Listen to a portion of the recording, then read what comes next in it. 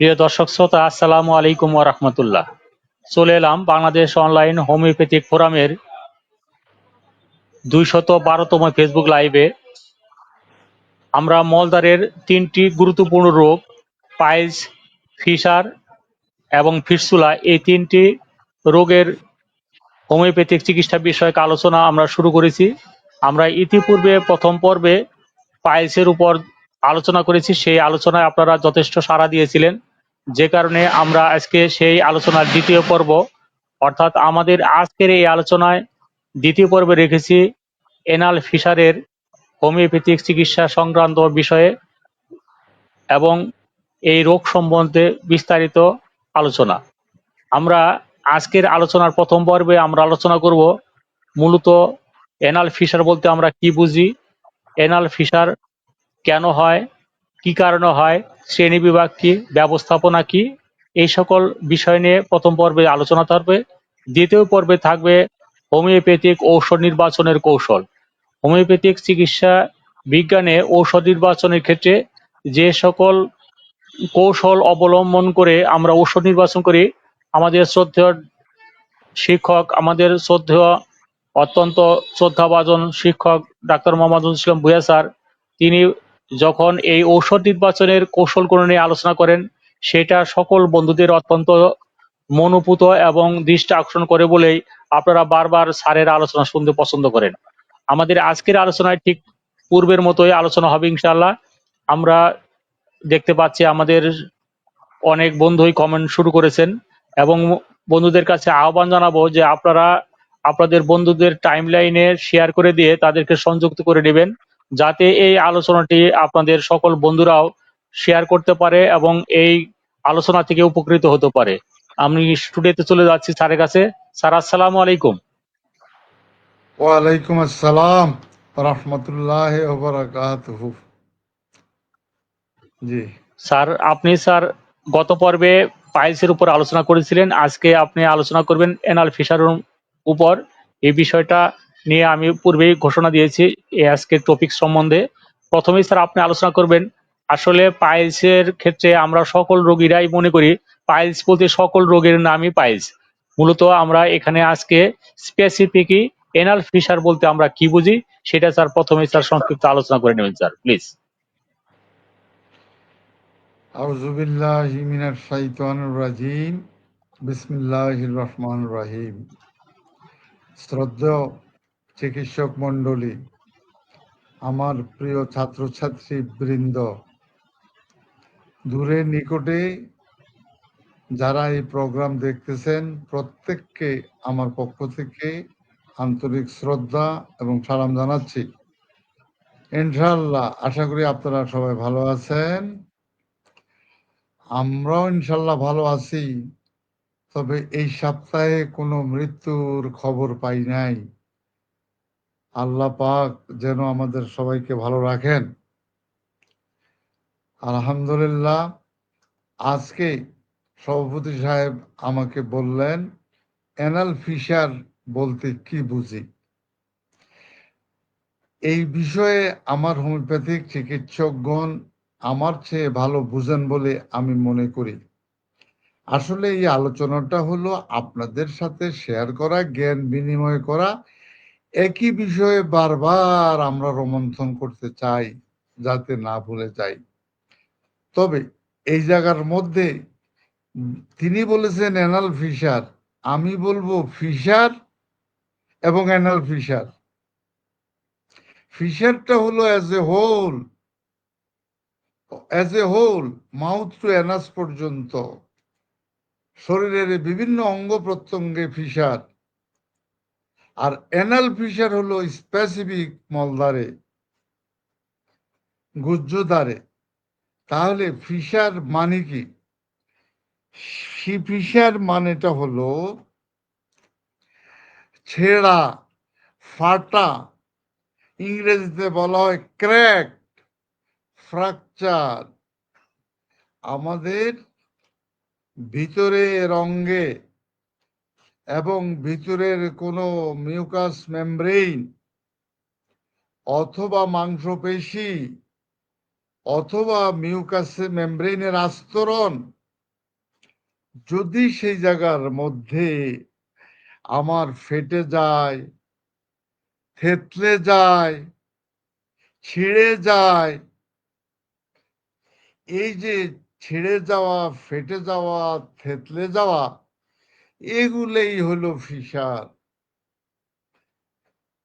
মনে করেন আপনি রাস্তায় যাচ্ছেন, হুন্ডাই করে যাচ্ছেন, হঠাৎ করে অ্যাক্সিডেন্ট করলেন, অ্যাক্সিডেন্টে হুন্ডা বা বাস আপনাকে টেনে নিয়ে যাচ্ছে, আপনার রানের মাংস বা শরীরের কোনো অংশ মাংস ছিঁড়ে গেছে, ফেটে গেছে, থেতলে গেছে, ভেঙে যায় নাই, থেতলে গিয়েছে। এই থেতলে যাওয়ার অবস্থাটাই হলো ফিসার। এখন আমার গুহ্যদ্বারে আমি গত ক্লাসে আলোচনা করেছি, মলদ্বারের ভিতরে, মেইনলি মলদ্বারের ভিতরের যেই আপনার মিউকাস মেমব্রেন আছে, তার সাথে ওর ভিতরে আমার পাতলা মাংসের আস্তরণ আছে। আমি গত তারিখে যেরকম দেখিয়েছি, এই যে ঠোঁটের এই জায়গার মধ্যে বহু ক্যাপিলারিজ, এই যে আমার এই ক্যাপিলারিজ গুলি, এগুলা যদি মলদ্বারের পাতলা মাংসপেশি ফেটে যায়, ছিঁড়ে যায়, কোনো কারণে থেতলে যায়, তাহলে এইটাকে বলে, ইংরেজিতে বলা হয় ক্র্যাক, ফ্র্যাকচার। এগুলা হলো, অর্থাৎ মলদ্বারের আস্তরণ ছিঁড়ে যাওয়া, এটাকেই বলা হয় অ্যানাল ফিসার। তবে আমার পাইলসের পরবর্তী স্টেজে এটা ফিসার হতে পারে। পাইলসের আমরা যখন আমাদের মলদ্বারের বাহিরে এবং ভিতরে আমার যদি মাংসপিণ্ড, সেই পিণ্ডের মধ্যেও এরকম ক্র্যাকড হতে পারে, ছিঁড়ে যেতে পারে, থেতলে যেতে পারে, আমি বলবো পাইলসের পরবর্তী কমপ্লিকেশনে অ্যানাল ফিসারও হতে পারে। তবে ফিসার মাউথ টু অ্যানাস পর্যন্ত, আমার এলিমেন্টারি ট্র্যাক মাউথ থেকে অ্যানাস পর্যন্ত যে কোনো জায়গায় হতে পারে। এটা ফিসার স্টোমাকে হতে পারে, থ্রোটে হতে পারে, ওসোফেগাসে হতে পারে, এবং ইন্টেস্টাইনে হতে পারে, লার্জ ইন্টেস্টাইনে হতে পারে, সকল জায়গায় এই ফিসার হতে পারে। আমার মনে ধন্যবাদ হচ্ছে sir. G G please sir, আমরা স্যার বুঝতে পারছি স্যার, আপনার যে ফিশারের বর্ণনা দিয়েছেন, ফিশার সম্বন্ধে সকলেই অবগত হয়েছেন। আমি এই পর্যায়ে স্যার আপনার কাছে জানতে চাবো যে ফিশার হলে আমরা কোন কোন সাইন সিমটম দেখে বুঝতে পারবো যে এই রোগটি ফিশার। Sir please.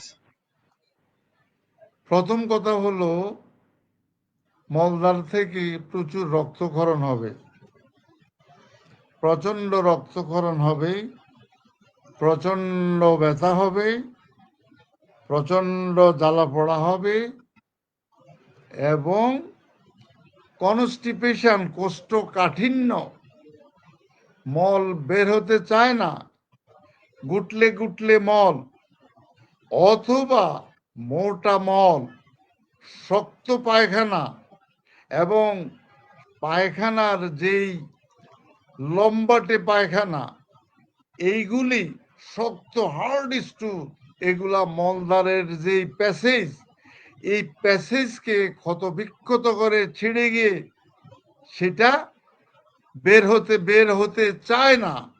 তারপরও মেকানিক্যালি এক্সপেলড আউট, আমরা হাত দিয়ে এগুলাকে বের করে, এই অবস্থার প্রেক্ষাপটে এই লক্ষণগুলি আমার চুলকানি, মলদ্বারের চুলকানি, মলদ্বারের জ্বালা, মলদ্বারের ব্যথা, এবং মলদ্বারের রক্তপাত। রক্তপাত হবেই, রক্তস্রাব, রক্তপাত, পায়খানার আগে, পায়খানার সময়, পায়খানার পরে এই রক্তপাত হতে পারে। এবং কিছু সময় জ্বালা পোড়া হতে পারে, দীর্ঘক্ষণও জ্বালা পোড়া হতে পারে, পায়খানার পরেও জ্বালা পোড়া হতে পারে, পায়খানার আগেও অনেকক্ষণ ধরে জ্বালা পোড়া অস্বস্তিকর ভাব তার মধ্যে থাকতে পারে, এবং দীর্ঘক্ষণ দীর্ঘদিন যাবৎ চুয়াইয়া চুয়াইয়া রক্ত যাওয়ার কারণে আমার মধ্যে প্রচন্ড রোগীর মধ্যে দুর্বলতা দেখা দিতে পারে, এনিমিক ডায়াথেসিস দেখা দিতে পারে, চোখে মুখে তার মধ্যে রক্তহীনতার ছাপ আমরা দেখতে পাই। যে এই লক্ষণগুলি যখনই আমরা পাব, তখনই আমরা মনে করব it's maybe A case of anal fisher. আরেকটা জিনিসও আমরা দেখতে পারবো, সেই জিনিসটা হলো দেখা যাচ্ছে মলের প্রচন্ড ব্যাগ, কিন্তু মল বের হচ্ছে না। আপনি যদি একটু হাত দিয়া ভিতরে মলদ্বারের ভিতরে হাত ঢুকিয়ে দেন, দেখবেন একটা শক্ত কি যেন, অর্থাৎ সেই জায়গার মধ্যে একটা ইন্টারনাল গ্রোথ, এই ইন্টারনাল গ্রোথ এই জায়গার মধ্যে আমরা পাবো। এই গ্রোথটা খেয়াল করবেন। এই যে দেখেন, আমরা এই হাতের মধ্যে যে এই জায়গার মধ্যে অনেক সময় আমার রিস্টের মধ্যে আমরা এরকম একটা tumour like pi, which is known as ganglion. আমরা মলদ্বারের মধ্যে এই গ্যাংলিয়নটা পাবো, এবং মলদ্বারকে বের করার জন্য এই গ্যাংলিয়ন তার সেখানে বাধা, অথবা স্ট্রিকচার অফ দ্য অ্যানাস, অ্যানাসের ভিতরে স্ট্রিকচার হয়ে গেছে, মলদ্বার চিকন হয়ে গেছে, এগুলি পাবো। অথবা আমার রেকটা মলদ্বারের উপরে স্কিন ডিজিজ পাবো, অথবা আমি সেখানের মধ্যে দেখা যাচ্ছে থার্ড ফোর্থ গ্রেডে রেকটাল ক্যান্সারও আমি দেখতে পাবো, অথবা প্যাথোলজিক্যাল পরীক্ষায় এগুলার উপর ভিত্তি করে আমি শনাক্ত করতে পারবো যে দিস ইজ অ্যানাল ফিশার। ধন্যবাদ স্যার, আপনি অত্যন্ত সুন্দরভাবে, অত্যন্ত সুন্দর প্রাঞ্জল ভাষায়, আপনি সহজ সরল ভাষায় একদম বিস্তারিত ক্লিয়ার করেছেন যে কোন কোন লক্ষণ হলে আমরা সেটাকে এনাল ফিশার হিসেবে গণ্য করব। আমরা স্যার আপনার কাছে জানতে চাবো স্যার, এনাল ফিশার হওয়ার পিছনে কি কি কারণ থাকতে পারে স্যার, সেই বিষয়টাও অল্প দুই চার কথায় বলবেন স্যার প্লিজ। শুনেন, এর আগে একটু বললেই anal fisher acute and chronic. Acute হতে পারে, ক্রনিক হতে পারে। ক্রনিকটাই একটু আগে যে আমি গ্যাংলিয়নের কথা বললাম, সেই জায়গার মধ্যে ইন্টারনালি একটা মাংসপিণ্ড, সেই মাংসপিণ্ডটা যদি রাপসার হয়ে যায়, ফেটে যায়, থেতলে যায়, তখন সেই ক্ষেত্রে এটা ক্রনিক অ্যানাল ফিশার। এখন আসেন কারণ। কারণের মধ্যে প্রথম কারণটা হলো কনস্টিপেশন। লং দীর্ঘদিনের কনস্টিপেশন, দীর্ঘদিনের কোষ্ঠকাঠিন্যের কারণে আপনি জোর করে যে কোনো কারণেও কোষ্ঠকাঠিন্য দেখা দিয়েছে, আপনি আন্ডার প্রেসারে আপনি পায়খানা করতেছেন, এই প্রেসার দিয়ে পায়খানা করার কারণে দীর্ঘক্ষণ, এটাকে বলা হয় কোঁতানি বা স্ট্রেইনিং কোঁতানি, কোদ দিয়ে আপনি জোর করে পায়খানা করতেছেন, যার কারণে পায়খানা রাস্তা কি হচ্ছে, পায়খানার ভিতরের যেই মেমব্রেনগুলি, সেই মেমব্রেনগুলি রাপসার হইতেছে, সেই জায়গায় যে ক্যাপিলারিসগুলি, রক্তের যে নালীগুলি, সেই নালীগুলি ক্ষতবিক্ষত হইতেছে, সেগুলো আমরা এটা পাবো। এই এবং পাসিং স্টুলটা পাস আউট হচ্ছে না, স্টুল শক্ত, এই কারণটা আমরা, এবং এই কারণের মধ্যে ইনজুরিও আছে। আপনি যে স্ট্রেনিং করতেছেন, এর মধ্যেও একটা স্ট্রেনিং আছে, একটা ইনজুরি আছে, অথবা এক্সটার্নাল ইনজুরির কারণে ইন্টারনালি রাপসার হয়ে গেছে। এবং এবং দুঃখজনক হলেও সত্য, তথাকথিত কিছু বিকৃত যৌন ব্যক্তিরা, তারা বায়ু পথে তারা তাদের যৌন কার্য তারা কি করে, সহবাস করে, এজ এ রেজাল্ট ওই বায়ু পথটা ক্ষত বিক্ষত হয়, ক্ষত বিক্ষত হতে এই এইভাবে হইতে পারে। আপনার গত ক্লাসে আমি বলেছি, এই ক্লাসেও আমি বলে যাব, অ্যানাল ফিশারের স্টার্টিং পয়েন্টটা হলো লার্জ ইন্টেস্টাইনের লাস্ট পার্ট থেকে আপ টু অ্যানাস পর্যন্ত এই পার্টটা যে কোনো কারণে ক্ষত বিক্ষত হতে পারে, ইন্টেস্টাইনাল ডিজিজের কারণে হতে পারে, অথবা স্কিন ডিজিজের কারণে হতে পারে, অথবা আমার মায়াজমেটিক কজ, সোরা, সিফিলিস, সাইকোসিস, এগুলার কারণেও হইতে পারে।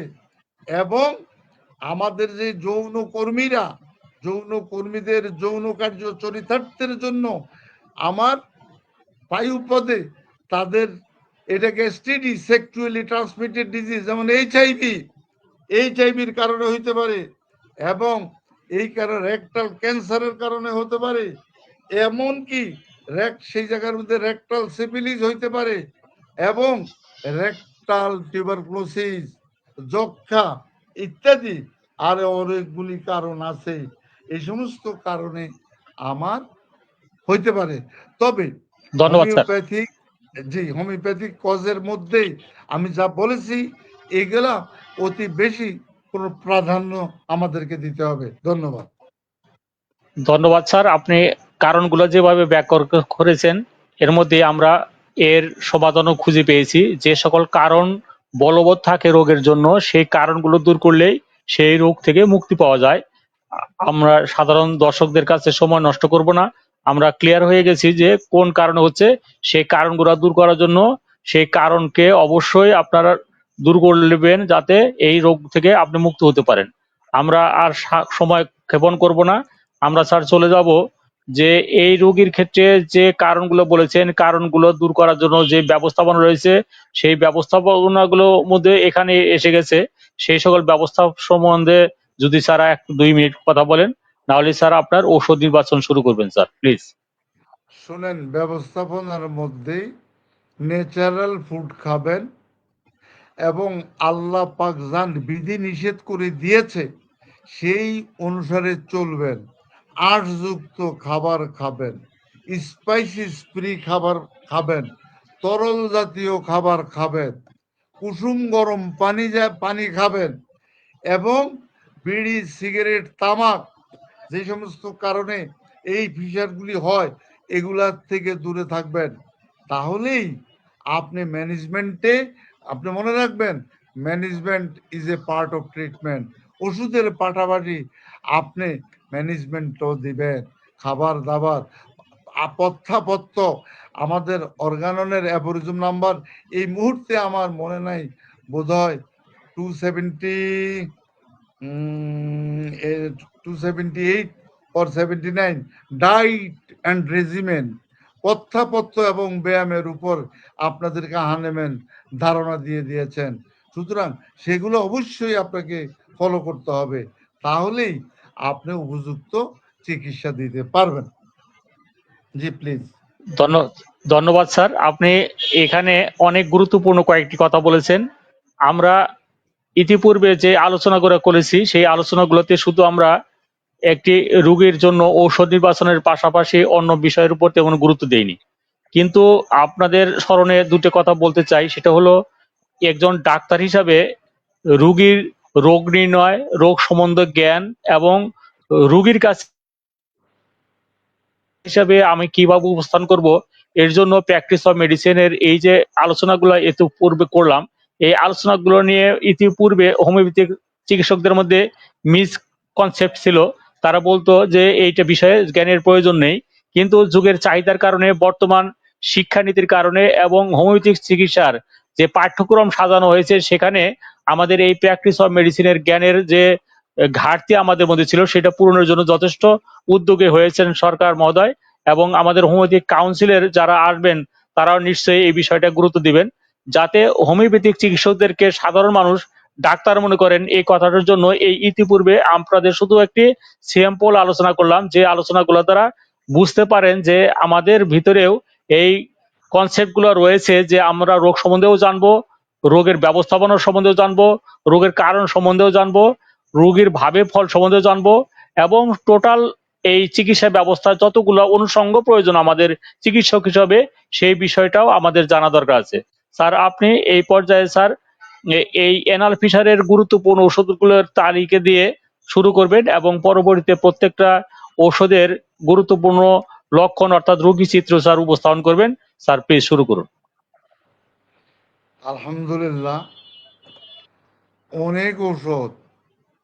আমার দ্বারা তো সম্ভব না শুধু আপনাদেরকে একটু ধারণা দেওয়া। মেইন এনাল ফিশারের জন্য যে ওষুধগুলি আমরা চিন্তা করব, সেই ওষুধগুলির কয়েকটা ওষুধ আমি আপনাদের নাম আপনাদেরকে বলে দিতে চাই। আপনারা জানেন, তারপরেও বলবো যে 1 নম্বর ওষুধ nitric acid, graphites, merc sol, ratanhia, paeonia off, fluoric acid, calendula, thuja, creosote, phosphorus, petroleum, natrum mur, collinsonia, paeonia off ইত্যাদি। এর বাহিরেও আরো অনেক ওষুধ আসবে। অ্যাসিড গ্রুপের ওষুধগুলি আপনারা বেশি প্রাধান্য দিবেন। এই ওষুধগুলি এভাবে আসবে। এর বাহিরেও আরো অনেক ওষুধ আছে, যেমন আপনার কোনোদিন আমি আপনার নাম শুনি নাই, আজকে আপনাদের সাথে আলোচনার প্রেক্ষাপটে একটা ওষুধ, সুন্দর একটা ওষুধ নাম শুনেছি, সেডাম অ্যাক্রি। সেডাম অ্যাক্রি একটা one of the top most medicine for anal fisher. কোথায় এই ওষুধটা পাবেন? আপনারা বরিকের ক্লিনিক্যাল ট্রায়ালে আপনারা পাবেন সেডাম অ্যাক্রি। যা হোক, এইবার আমি আপনাদের সাথে দুই একটা ওষুধের রোগী চিত্র নিয়ে আপনারা কিভাবে আপনারা কেস টেকিং করবেন, কিভাবে ওষুধ নির্বাচন করবেন, সেই ক্ষেত্রে দু একটা উদাহরণ আমি দিতে চাই। ওষুধের চিত্র আপনাদের সামনে আমি তুলে ধরতে চাই। এর মধ্যে আমাদের ডাক্তার মমিনুল হক ইন্ডিয়া থেকে জয়েন করেছেন। আপনাকে বাবা ধন্যবাদ। আপনার মাধ্যমে ইন্ডিয়ার ডাক্তারদেরকে আমরা সাধুবাদ জানাচ্ছি, সালাম জানাচ্ছি। আচ্ছা, এখন আসেন, সে আপনার কাছে একটা রোগী আসলো, ন্যাচারালি আপনার কাছে অ্যানাল ফিশারের রোগী যখন আসবে, আমরা তার লোকালাইজড এরিয়াটা কি? লোকালাইজড এরিয়াটা হলো মলদ্বার। সেই মলদ্বারকে কেন্দ্র করে আমরা আলোচনা করব। মলদ্বারের মধ্যে এটা আমি যা কারণ বলেছি, যা লক্ষণ বলেছি, এগুলো আসবেই, ইন জেনারেলি এগুলি আসবে। এর থেকে আমরা ওষুধ নির্বাচনের যে টেকনিকটা, এই টেকনিকটা নির্ভর করতেছে আপনার ডাক্তারের উপর। এখন আপনার কাছে একটা রোগী আসলো, তার মানে কি এই রোগীটা এই রক্ত যেতে যেতে অ্যানিমিক ডায়াথেসিস তার মধ্যে দেখা দিয়েছে। এখন আপনি দেখলেন রোগী বলতেছে, ডাক্তার সাহেব আমি বড়ই হতভাগ্য, আমি বড়ই আশাহত, আমার মনে হয় আমার রোগ আপনি ভালো করতে পারবেন না। এত ডাক্তার দেখাইলাম, কোনো কাজ হলো না। এখন আমি হতাশায় নিমজ্জিত, আমি আমার রোগ নিয়ে হতাশা এবং আমি আমার চিকিৎসা নিয়ে হতাশা। এখন আর আপনাদেরকে আমার বিশ্বাস হচ্ছে না। এই হতাশা, এটা এখন এই মুহূর্তে তার চরিত্রে কত একটা লক্ষণে চলে আসছে হতাশা। আচ্ছা আচ্ছা বাবা, আপনার কষ্টটা কি? আপনি কি কষ্ট দিয়ে আপনি আমার কাছে আসছেন? আপনাকে বলবে স্যার, রোগের কথা কি বলবো স্যার, আমার সমস্ত রোগটা হলো মলদ্বার কেন্দ্রিক। দেখেন না স্যার, আমি কিরকম শুকাইয়া গেছি, আমার শরীরে রক্ত বলতে নাই। এখন স্যার আমার মলদারে রেগুলার কম বেশি রক্ত যাচ্ছে। এই রক্তটা এটা পায়খানার আগেও যাচ্ছে, পায়খানার সময়ও যাচ্ছে, পায়খানার পরেও যাচ্ছে। স্যার প্রচুর ব্যথা, প্রচুর জ্বালা পোড়া, প্রচুর চুলকানি, এগুলোই। এবং রোগীর দিকে আপনি তাকায় দেখলেন সে বড়ই বিষণ্ণ, সে বড়ই রুষ্ট, আপনার চিকিৎসা নিয়ে হতাশা, অত্যন্ত বিষণ্ণ, রোগেও বিষণ্ণ, আপনার চিকিৎসায় সে ভালো হবে কিনা এটাও তার মধ্যে সন্দেহ। এগুলোই হলো আর্ট অফ টেকনিক। এগুলো আপনি দেখবেন এবং বলবে, সে মনের থেকে বলবে স্যার বোধহয় আমি ভালো হব না, আমার বোধহয় ভালো হব না।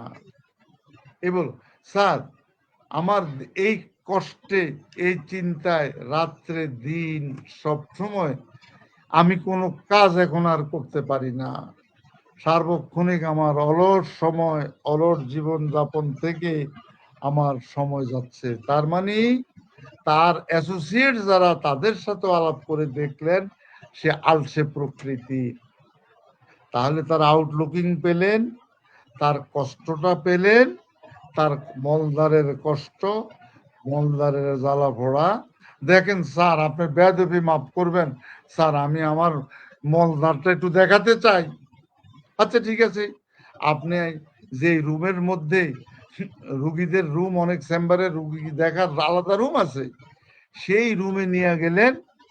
আপনি রুগীটা উপর হয়ে মলদার আপনাকে দেখালো, আপনি দেখলেন সমস্ত মলদারের চারিদিকে ফাটা, একদম ক্র্যাক, ছেঁচে গেছে, ছিঁড়ে গেছে, এবং মলদারের এই যে চিপা কোনায় কোনায় ফাটা, এই ফাটাটা আপনি দেখলেন। আচ্ছা, তাহলে মলদারের কিনারের ফাটাটাও আপনি দেখলেন। তার যে মিউকাস মেমব্রেন, তার এই মেমব্রেনটা একটু ভিতরের দিকে আপনি একটু দেখেন, টর্চ দিয়ে দেখেন, আঙ্গুল ঢুকাইয়া দেখেন, দেখবেন সেখানে ক্র্যাক, সেখানে ফাটা, কিনারা ফাটা এবং ক্ষতযুক্ত। এইবার আসেন স্যার, আমার যে এই পায়খানার রাস্তা দিয়ে রক্ত বের হয়, এই রক্তটা অত্যন্ত দুর্গন্ধ, অত্যন্ত দুর্গন্ধ স্যার, বিষাক্ত রক্ত বলে মনে হইতেছে। এবং স্যার আমার শরীরের বিভিন্ন জায়গায়ও স্যার, আমার যদি ক্ষত হয় স্যার, আশ্চর্য স্যার, আমার ঠোঁটের কোনায় ক্ষত হয়, কোনায় কোনায় স্যার ক্ষত হয়, চোখের কোনায় ক্ষত হয়, বিভিন্ন জায়গা থেকে ক্ষত হয়। এইবার ক্ষতর থেকে আপনি কি পেলেন? তার দুর্গন্ধ, তার ব্যথা, তার জ্বালা পোড়া, এই ক্ষত। আচ্ছা বাবা, আপনার যে এই ক্ষতটা হলো, এর কষ্টটা হলো, এটার কারণটা কি? তো স্যার দীর্ঘদিন যাবৎ আমি কোষ্ঠকাঠিন্যে ভুগতেছি, আমার পায়খানা ক্লিয়ার হচ্ছে না, এবং আমার মোটা পায়খানা, এটা আমার বের হতে চায় না, বের হতে কষ্ট।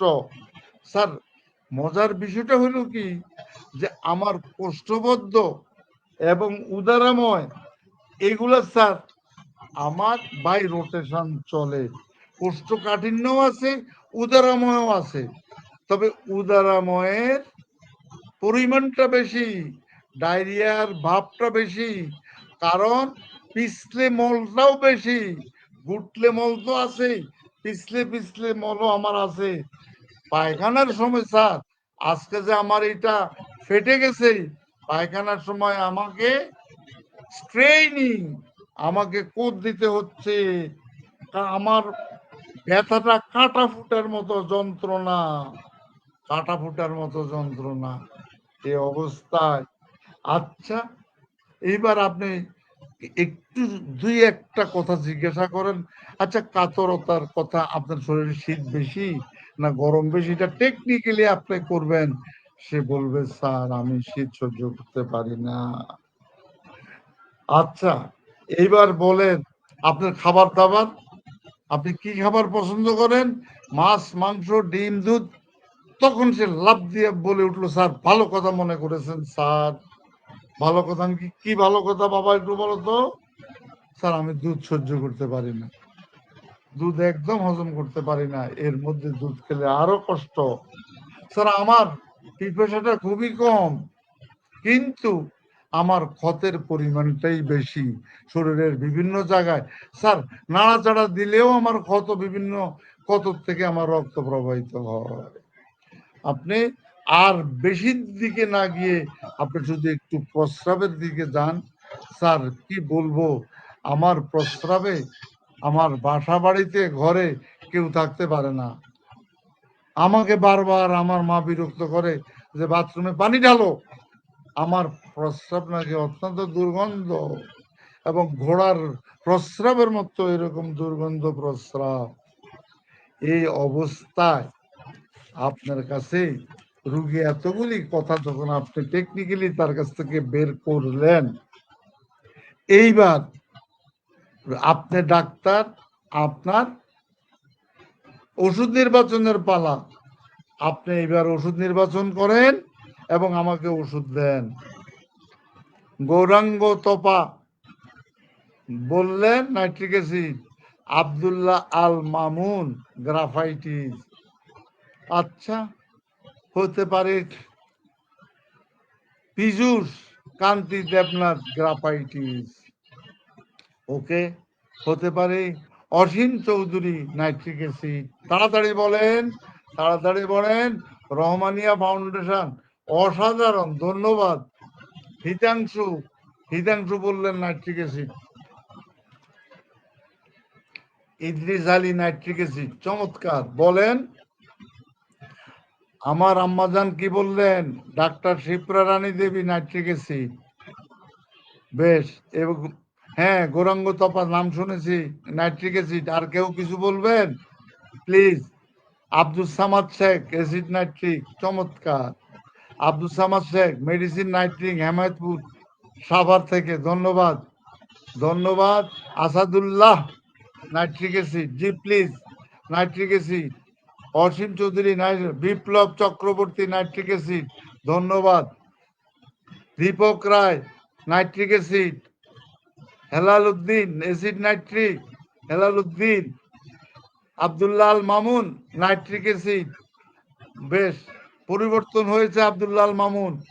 মোহাম্মদ মোস্তফা আমার অত্যন্ত প্রিয় মানুষ, আল্লাহ পাক ওনাকে, ওনাকে আল্লাহর রহমতে জয়েন্ট সেক্রেটারি থেকে অতিরিক্ত সচিব ভূতাপেক্ষভাবে বর্তমান সরকার ওনাকে অতিরিক্ত সচিব প্রদান করেছেন, আলহামদুলিল্লাহ। উনি একজন হোমিওপ্যাথিক চিকিৎসক। তিনি 2017-তে উনি যুগ্ম সচিব হিসেবে রিটায়ার্ড করেছেন।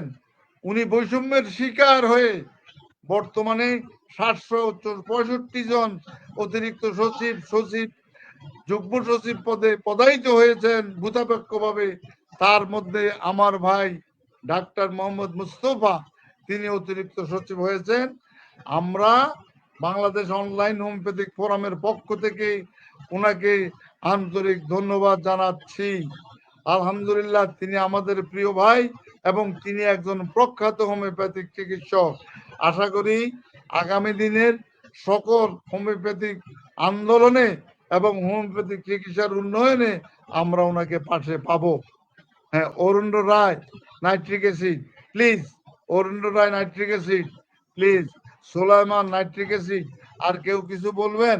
এইবার আসেন Raju Ahmed nitric acid, Raju Ahmed nitric acid, চমৎকার। Shilpi Akter nitric acid, Raihan Ahmed nitric acid, তৈদ Abdur Rahman nitric acid, okay fine, চমৎকার।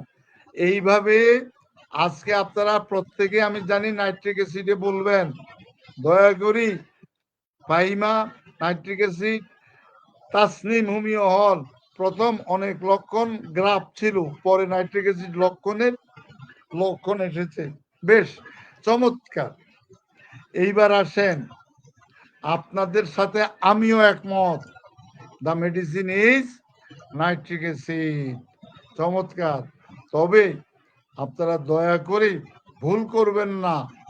আপনারা নাইট্রিক অ্যাসিডের কে প্রয়োগ করতে গিয়া অ্যাপোরিজম নাম্বার 153 কে আপনারা স্মরণ করবেন, যে 153 অনুসারে এই রোগীর ক্ষেত্রে তার পিকুলিয়ার এন্ড আনকমন সিমটমস আপনারা যেমন বের করেছেন, তেমনি ভাবে 153 অন্যান্য ওষুধের ক্ষেত্রেও আপনারা আইডেন্টিফাইং পয়েন্টগুলি আপনারা জেনে নেবেন, আপনারা বের করবেন। এখন আসেন প্লিজ, এখন আসেন, আমি আর একটা ওষুধ নিয়ে আপনাদের সামনে উপস্থাপন করতে চাই। সেটা হলো, শুনেন, রুগী তো আপনার কাছে আসবে, সুদর্শন চেহারা নিয়ে রুগী আসবে না, রুগী তার কষ্ট নিয়ে আসবে, আপনাকে বুঝতে হবে। এখন আসেন, আপনার কাছে একটা রুগী আসছে, আপনি দেখলেন প্রচন্ড রক্ত শূন্যতা, রক্তহীনতা, আপনি দেখলেন। আর কি দেখলেন? স্যার, আমি দীর্ঘদিন যাবৎ আমি প্রচন্ড দুর্বল, দীর্ঘদিন যাবৎ আমি দুর্বলতায় ভুগতেছি। স্যার, আমার বিশেষ করে পায়খানার রাস্তা দিয়ে স্যার আমার রক্ত যায়, রক্ত যেতে যেতে এখন আমার হেমোগ্লোবিনের পার্সেন্টেজ স্যার কমে গিয়েছে। আমি আউটলুকিং এ দেখলাম এনিমিক ডায়াথেসিস। আশ্চর্য, একটু চোখের দিকে, যেহেতু রুগী আপনার সামনে আসছে, কারণ অ্যাপ্রোজম নাম্বার 14 আপনাদেরকে বলছে sign and symptoms. A sign is a symptoms, but a symptoms never be a sign. আপনি সাইনটাও একটা লক্ষণ। সাইনটা কোথায় পাবেন? আউটলুকিং এই রুগীর চেহারায়। আপনি রুগী কথা বলবেন না, চুপ, মুখ বন্ধ, শুধু আউটলুকিং এ আপনি দেখবেন তার সাইন কি। রোগের প্রতিচ্ছবি, ওষুধের প্রতিচ্ছবি আপনার চোখে মুখে ভেসে বেড়াবে। আমরা শুনেছি ইন্ডিয়ার ডাক্তার বা বাংলার অনেক ডাক্তার, তারা তারা নখ দেখে, হাতের আঙ্গুল দেখে, তারা চেহারা দেখে তারা ওষুধ নির্বাচন করে। আমি ডিসএগ্রি করব না। ঠিক আমার এখন যে রুগীটা আলোচনা করতেছি, এই রুগীর চোখের দিকে তাকায় দেখি জন্ডিস ডায়াথেসিস। চোখটা হলুদাবো, চোখ হলুদাবো, এবং একটু তার গায়ে হাত দিলাম, হাত দিয়ে দেখি জ্বর। স্যার, আপনি আশ্চর্য হয়ে গেলেন, গত 4 বছর যাবৎ স্যার একদিনও জ্বর ছাড়া থাকতে পারি নাই। সার্বক্ষণিক জ্বর, তবে জ্বর বেশি না, কিন্তু আমার গায়ের থেকে জ্বর যায় না, সার্বক্ষণিক জ্বর। আর কি জানেন স্যার, আমার যত অঙ্গ আছে, আমার ইন্টারনাল অর্গান, এক্সটার্নাল অর্গান, সকল অঙ্গ ক্ষত। স্যার, অ্যালোপ্যাথিক ডাক্তার পরীক্ষা করে বলেছে আমার স্টোমাকে ক্ষত, পাকস্থলিতে ক্ষত, আমার গল ক্ষত, আমার শরীরের বিভিন্ন অঙ্গ প্রত্যঙ্গে ক্ষত, ক্ষত নিয়েই নাকি আমার সকল অঙ্গ প্রত্যঙ্গ। ক্ষত স্যার আমার ভালো হতে চায় না, কিন্তু স্যার ক্ষতর রেজাল্ট নিয়ে এসেছে মলদারে। আমার পায়খানা রাস্তার যে ক্ষত, সেই ক্ষততে ডাক্তাররা পরীক্ষা করে বলছে রেকটাল ক্যান্সার। আমার মলদারের ক্ষতটাই প্রমিনেন্ট, এবং ওই ক্ষত থেকে আমার রক্ত যাচ্ছে। তবে স্যার সার্বক্ষণিক যাচ্ছে না, আমার মলদারটা আমার সার্বক্ষণিক ভিজে থাকে। এখন স্যার আমার যে পায়খানা, সেই পায়খানা অত্যন্ত হার্ড, কনস্টিপেটেড, কোনোভাবেই স্যার পায়খানা হতে চায় না। তাহলে জ্বরও আমার নিত্যদিন, ক্ষতও আমার নিত্যদিন, আমার চোখে জন্ডিস ডায়াথেসিস, আমার চোখে মুখে হলুদাভ, এবং আমার মলদারে নাকি রেকটাল ক্যান্সার। তার মানে স্যার আমার আর সময় বেশি নাই। রেগুলার বার্নিং, রেগুলার চুলকানি। স্যার মলদারের ক্ষত থেকে স্যার আপনি দেখেন স্যার, মলদারের ক্ষত থেকে যেই রসটা বের হয়, রক্ত ছাড়াও রস বের হয়, গাঢ় থকথকে রক্ত, চটচটে গাঢ় স্যার থকথকে রক্ত বের হচ্ছে। আমরা এইরকম গাঢ় থকথকে রক্ত এবং আঠালো এগুলো আমরা অন্য কোনো ওষুধে দেখেছি, কিন্তু আজকের এই ওষুধে এইটা এই আছে। এবং শ্লেষ্মা স্রাব, যেই স্রাবই আছে এবং সুতার মতো এইরকম লম্বা শ্লেষ্মা স্রাব আমার মলদার থেকেও বের হয়, আমার মুখ দিয়েও বের হয়। আমার পায়খানাটা যে হয় খুবই কষ্ট করে পায়খানা, রক্ত মিশ্রিত পায়খানা, অনেক ব্যথা, আবার মাঝে মধ্যে থাকে না। আমার পেটে কিন্তু ক্ষুধা স্যার, কিন্তু খেতে পারি না, মুখে কোনো স্বাদ নাই, পেটে ক্ষুধা আছে মুখে স্বাদ নাই, খাবার খেতে পারি না। খাবার খেতে গেলে স্যার আমার বমি বমি ভাব এগুলা এসে যায়। তার মানে আমার স্যার জীবন সায়নে আমি চলে এসেছি। স্যার আমাকে একটু বাঁচান, আমি বাঁচতে চাই। এইবার আপনি একটু টাচ করলেন কাতরতার দিক থেকে। রুগী বলে স্যার প্রথম থেকেই এখন তো আমি অসুস্থ, এখন আমার ভিতরে শীতই বেশি, কিন্তু বরাবরই যখন আমি অসুস্থ ছিলাম না তখনও আমি শীত সহ্য করতে পারতাম না। এইবার প্লিজ আমি আপনাদেরকে এবার কিভাবে আমি আপনাদেরকে রোগী চিত্র বললাম, ফাইনাল স্টেজে রেকটাল ক্যান্সার নিয়ে রোগী আপনার সামনে হাজির হলো। রেকটাল ক্যান্সারে আমাদের কোনো ওষুধ নাই, ওষুধ আছে লক্ষণের। লক্ষণগুলি যত সামান্য যা দিয়েছি এর উপর ভিত্তি করি আপনারা দয়া করে একটু ওষুধ নির্বাচন করবেন। একটু প্লিজ একটু ওষুধ নির্বাচন করে দেন তো দেখি, একটু প্লিজ, একটু একটু দেখেন, একটু চিন্তা করেন। আমি রুগী, এই রোগ লক্ষণ নিয়ে আপনাদের সামনে হাজির হয়েছি, আমাকে ওষুধটা দেন, আমাকে একটু ওষুধ দেন প্লিজ প্লিজ। ভুল হতে পারে, অসুবিধা নাই। আপনারা আব্দুর রহমান হোমিও হল গ্রাফাইটিস। আচ্ছা আর কেউ কিছু বলবেন বলেন তো দেখি। এই সাইফুল ইসলাম, বেশ বাবজান আপনাকে তো দেখতে খুবই সুন্দর দেখা যায়, হাইড্রাস্টি স্ক্যান, হিতাংশু হাইড্রাস্টি স্ক্যান। আচ্ছা লাবণী আমিন, আচ্ছা পরে আপনি ভিডিও দেখেন। ডাক্তার আব্দুল সামাদ শেখ, মেডিসিন কেলিবাইক্রম হেমায়তপুর থেকে। মমিনুল উল ইসলাম ফ্রম ইন্ডিয়া গ্রাফাইটিস। এইবার মোহাম্মদ মুস্তাফা, আমার প্রাণ প্রিয় ভাই, ডাক্তার ভাই, সদ্য যিনি এডিশনাল সেক্রেটারি হয়েছেন আলহামদুলিল্লাহ, তিনি বললেন হাইড্রাস্টি স্ক্যান। আজকে ওনাকে আমি আমাদের গ্রুপে আনতে চেয়েছিলাম, ওনার কাছে গিয়েছিও আমি আসার জন্য। উনি পরবর্তী ইনশাল্লাহ পরের তারিখে উনি একটা রুগী চিত্র নিয়ে উনি আমাদের সামনে হাজির হবেন। ডাক্তার ইউসুফ আলী হাইড্রাস্টি স্ক্যান, চমৎকার, একটু বলেন তো তাড়াতাড়ি, আমি আরো একটা ওষুধ নিয়ে আলোচনা করব।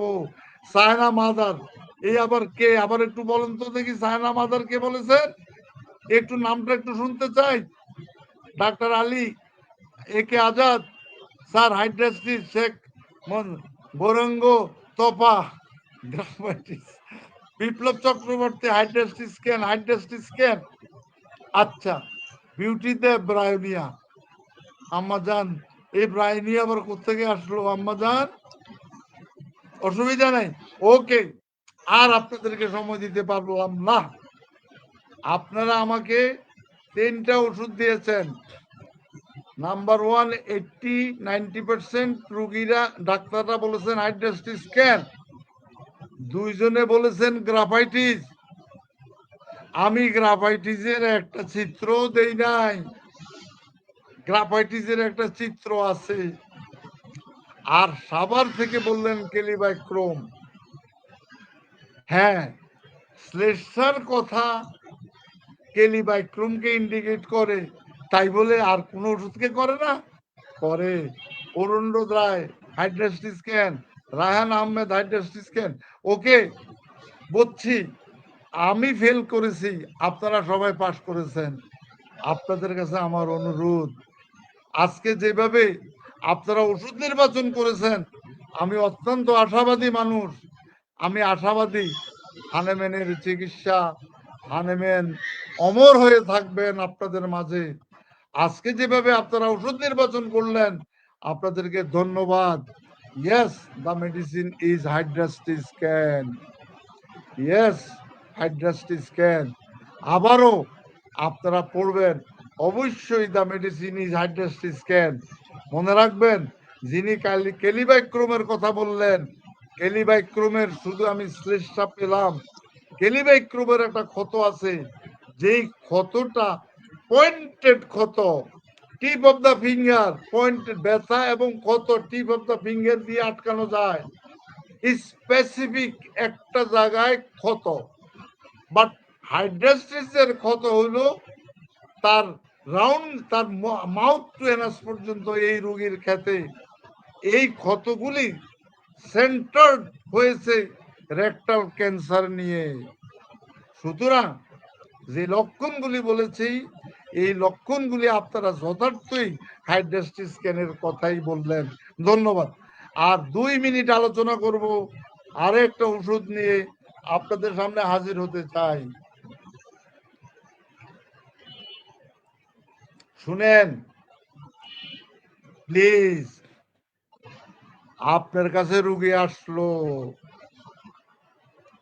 এইবার আপনি দেখলেন রুগীর সাথে কথা বলার আগে আউটলুকিং এ আপনি দেখলেন 4টা এফ নিয়ে আপনার সামনে হাজির।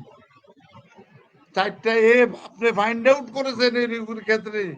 4F, 4F, fair, fatty, fleshy এবং তার আউটলুকিং ফাইন। তাহলে ফেয়ার, ফ্লেশি, ফেটি, আউটলুকিং দেখলেন। এইবার তার মলদারের কষ্ট, সে ফাটা মলদার নিয়ে এসেছে, রক্তস্রাবী মলদার নিয়ে আসছে। এইবার আপনি মলদারের আগে আপনার আউটলুকিং এ আপনি দেখলেন fair, fatty, fleshy, fine looking আপনি দেখলেন। এইবার রুগীকে এবং রুগীর আত্মীয় স্বজনকে জিজ্ঞাসা করলেন, বলল স্যার, উনার বর্তমান এবং অতীত সবই, উনি আটা ফাটা মোটা, উনার সবই এরকম আটা ফাটা মোটা।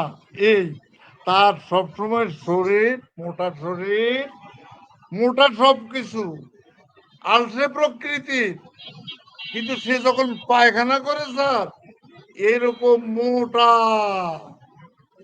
এবং লম্বাটে পায়খানা। এই মোটা পায়খানাটাই উনার কাল হয়েছে। এই মোটা পায়খানাটা বেরোতে গিয়েই উনার রেকটামে এনাসে ফেটে গিয়েছে এবং মলদার তার ক্র্যাকড হয়ে গিয়েছে, ফেটে গিয়েছে এবং তার কষ্টকর পায়খানা। কেন? মোটা পায়খানা। স্যার জানেন, শ্লেষ পায়খানার সাথে 2টা জিনিস, একটা হলো শ্লেষা মিশ্রিত আর একটা হলো রক্ত মিশ্রিত। রুগীরা আইসা বলবে স্যার পায়খানার সাথে আম যায়। এইবার বুঝছেন, শুধু পায়খানাকে কেন্দ্র করে আমি ওষুধ দেব? আমি পায়খানার দিকে তাকাবো, আমি রুগীর বাড়ি যাব, আবার রুগীকে জিজ্ঞাসা করব রোগীর পায়খানাটা যদি মোটা হয়, শক্ত হয়, লম্বাটে হয়, মলদার দিয়ে বেরোতে পারে না, এটা একটা মেডিসিনকে ইন্ডিকেট করে। এবং রক্তস্রাবী পায়খানা, তা তো হবেই। পায়খানা বের হতে আপনার পায়খানার রাস্তার ক্যাপিলারিজ গুলিকে যে ক্ষত বিক্ষত করে নিয়ে এসেছে, এবং রেগুলার কনস্টিপেটেড এই অবস্থায় তার মলদার ফাটা, চটচটে রস এগুলা, এবং আপনি দেখলেন তার হাতের দিকে তাকায় দেখলেন শরীরের মোটার কারণে হাতের এই ভাঁজে ভাঁজে ফাটা ফাটা দাগ, ফাটা ফাটা দাগ। মানুষটা মোটা, মানুষটার সকল ক্ষেত্রে মোটা সোটা। তাহলে গুটলে গুটলে মল, বৃহদাকার পায়খানা, এগুলা সব কিন্তু sir dryness of all mucous membrane, সমস্ত মিউকাস মেমব্রেন। আপনারা মিউকাস মেমব্রেন বলতে বুঝছেন where there is orifice there is mucous membrane. আমার মাউথ টু অ্যানাস পর্যন্ত যত ছিদ্র আছে সেই সমস্ত ছিদ্রের ভিতরের কভারিং মিউকাস মেমব্রেন। আমরা কিন্তু মিউকাস বলতে MUCOUS মিউকাস মেমব্রেন, আরেকটা হলো MUCUS মিউকাস। মিউকাস আর মিউকাস মেমব্রেন এক কথা নয়। মিউকাস মানে এই যে শ্লেষ্মা মিশ্রিত, এই শ্লেষ্মাটা হলো মিউকাস। আপনার নাক দিয়ে সর্দি পড়তেছে, এটা হলো মিউকাস। আর আপনার মিউকাস মেমব্রেন দুটার বানান আলাদা, এটা খেয়াল রাখবেন। এবার আসেন, অল মিউকাস মেমব্রেন ড্রাই, তার মানে পায়খানার রাস্তার যে মিউকাস মেমব্রেন এটাও ড্রাই, মাউথের মিউকাস মেমব্রেন তাও ড্রাই। এবং কি আশ্চর্য, এটা স্রোতের বিপরীতে চলে। দেখেন কেমন স্রোতের বিপরীতে।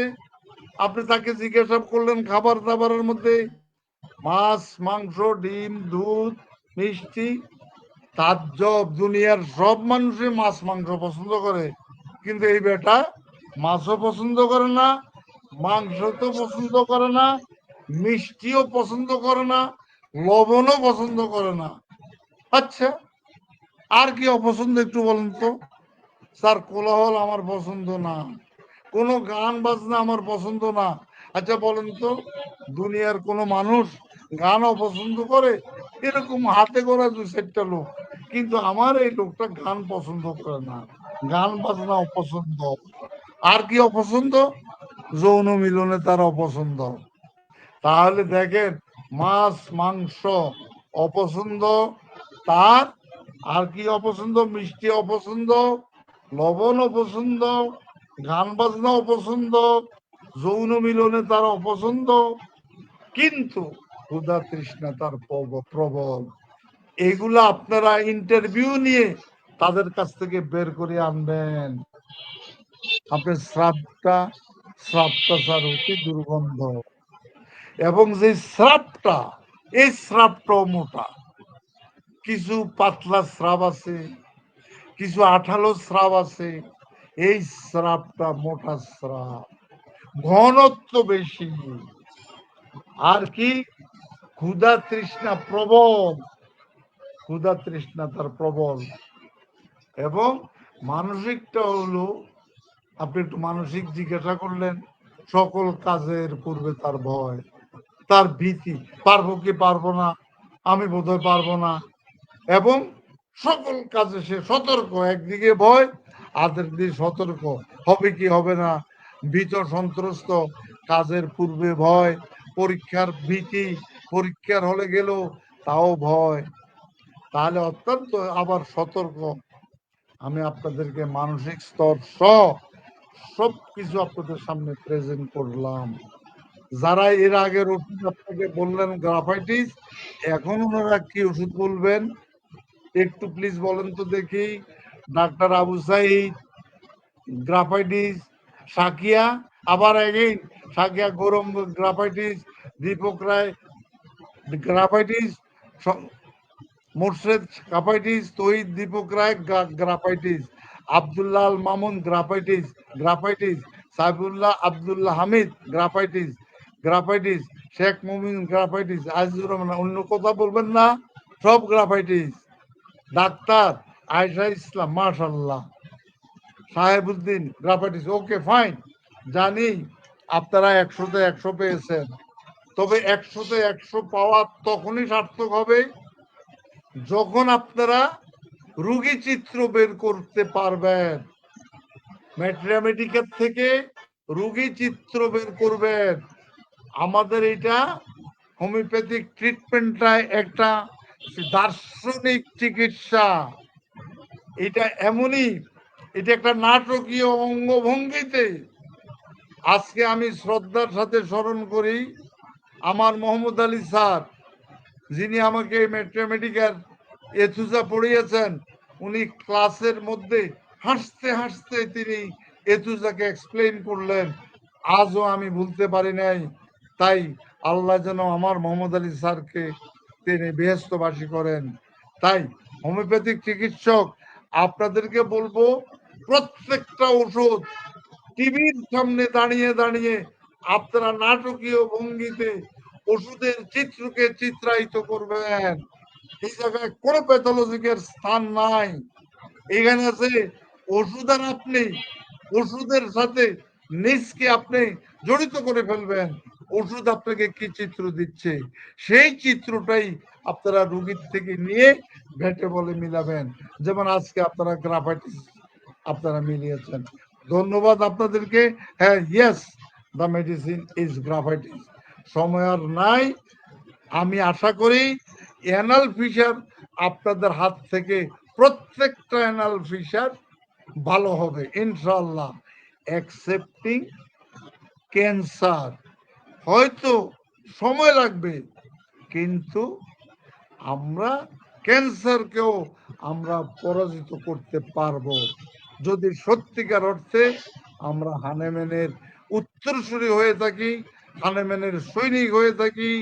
অর্গাননকে যদি আমরা মানি, ম্যাট্রেপেটিকা অর্গানন, ক্রনিক ডিজিজ, এগুলা হলো আমাদের রক্ষা কবচ, আমাদের একটা রোগীর জীবন রক্ষা করবে এগুলি। দয়া করে প্যাটেন্টনিক কম্বিনেশনের দিকে যাবেন না, রোগের নামে ওষুধ দিবেন না।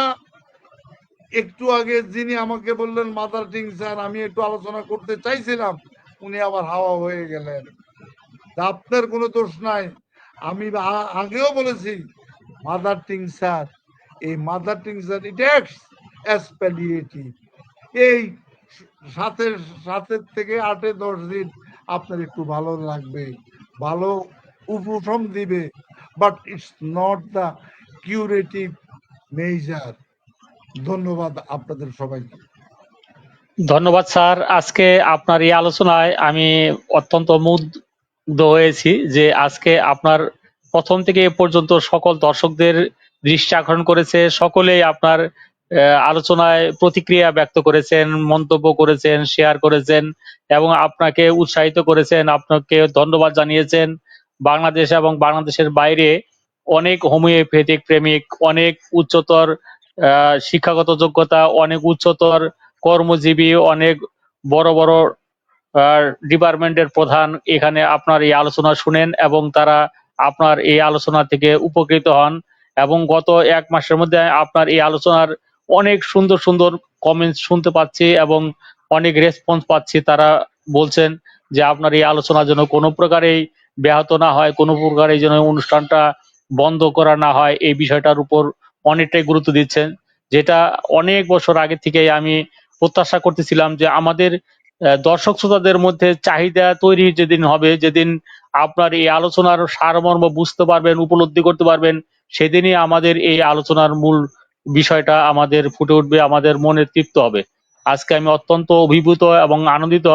বাংলাদেশ অনলাইন হোমিওপ্যাথিক ফোরাম আজকে একটি স্টেবল জায়গায় এসেছে, যে আলোচনায় আপনি আলোচনা করার পর আপনারা পরবর্তীতে অনেকজনই টেলিফোন করে আপনাকে ধন্যবাদ জানান এবং আপনাকে কৃতজ্ঞতা জানান এবং আপনাকে অনেক দীর্ঘায়ু কামনা করেন। আমি আপনাকে তাদের পক্ষ থেকে স্যার আপনাকে দীর্ঘায়ু কামনা করছি, সুস্বাস্থ্য কামনা করছি এবং আপনি যতদিন জীবিত থাকবেন আপনার এই আলোচনার জন্য সকল হোমিওপ্যাথিক চিকিৎসকগণ উপকৃত হয়, সেই প্রত্যাশা রেখে আজকের এই ফেসবুক লাইভ এখানে শেষ করব। যদি স্যার আপনি কোনো কথা না বলেন স্যার, প্লিজ। শুধু একটা কথা বলতে চাই, Bangladesh online homeopathic forum BOHF, এই BOHF এর জন্ম লাভ হয়েছে বিধায় আমরা সুযোগ পেয়েছি। আজকে BOHF কে ধন্যবাদ। বাংলাদেশ অনলাইন হোমিওপ্যাথিক ফোরামের কর্ণধার ডাক্তার ইয়াকুব আলী সরকার, আপনাকে অনুরোধ রাখবো, আমি দুনিয়াতে থাকি বা না থাকি, আপনি যতদিন জীবিত থাকবেন ততদিন বাংলাদেশ অনলাইন হোমিওপ্যাথিক ফোরাম আপনি চালিয়ে যাবেন ইনশাল্লাহ। এর মাধ্যমে যদি আমরা 20 জন চিকিৎসকও যদি আমরা তৈরি করতে পারি, এটাই বাংলাদেশ অনলাইন হোমিওপ্যাথিক ফোরামের সার্থকতা। আমরা কাউন্সিলের চেয়ারম্যান হব মোটেও নয়, এটা আমাদের প্রয়োজন নাই। আমরা কাউন্সিলের মেম্বার হব, নো, এটার আমাদের কোনো প্রয়োজন নাই।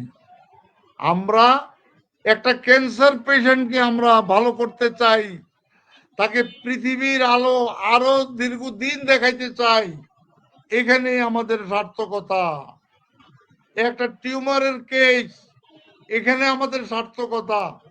এবং এই ধরনের একটা হোমিওপ্যাথিক কেস, ইনশাআল্লাহ ওই কেসে রুগী এবং রুগীর পিতা সবাইকে আমরা উপস্থাপন করব ইনশাআল্লাহ, যে হোমিওপ্যাথিতে কি না চিকিৎসা হয়, কতটা, যেখানে অ্যালোপ্যাথিক ফেল, সেই জায়গার মধ্যে আমাদের কাছে এসে রুগীরা ভালো হয়। এতে যদি অন্য পেশারের লোক আমাদের বদনাম করে, করুক, তাতে কোনো অসুবিধা নাই, না আমার রুগী তো ভালো হয়েছে। তাই আমাদের বাংলাদেশ অনলাইন হোমিওপ্যাথিক ফোরাম, এই যে মাধ্যম, এই মাধ্যমটা আপনারা দয়া করে এই মাধ্যমটা যাতে ভালো থাকে, কারণ এটা নন প্রফিটেবল। অনেকে আমাকে বলে স্যার, কেউ অনেক না, কেউ কেউ বলছে স্যার আপনি মাসে কত টাকা পাচ্ছেন এই লেকচারে। আমি তাজ্জব হয়ে গেছি একথা শুনে। আমি বললাম কিরে বাবা, কেমনে এটা পাওয়ার রাস্তাটা কি? আমি বাংলাদেশ অনলাইন হোমিওপ্যাথিক ফোরাম আজকে 3 বছর 4 বছর এটার সাথে জড়িত। আমি তো এর মাধ্যমে 5-7 জন রোগী পেয়েছি, কিন্তু আমার চিকিৎসার বয়স তো 45 বছর। আমি 45 বছর তো চিকিৎসা কার্য পরিচালনা করতেছি। আর এইটা যে একটা অর্থ উপার্জনের মাধ্যম, এটা তো আমি জানি না, মোটেও না। এটা আমাদের অর্থ উপার্জনের মাধ্যম হতে পারে না, এটা হলো জ্ঞান বিনিময়ের মাধ্যম। আর প্রশিক্ষক চিকিৎসককে আরো বেশি শানিত করার মাধ্যম। তাই দয়া করে আপনারা হানেম্যানের সৈনিক হবেন, এই আশাবাদ আপনাদেরকে ব্যক্ত করে আমার আলোচনা এখানেই শেষ করতে চাই। ধন্যবাদ। সকলের জন্য শুভকামনা, শুভরাত্রি। আসসালামু আলাইকুম ওয়া রাহমাতুল্লাহ। ওয়ালাইকুম আসসালাম ওয়া রাহমাতুল্লাহ।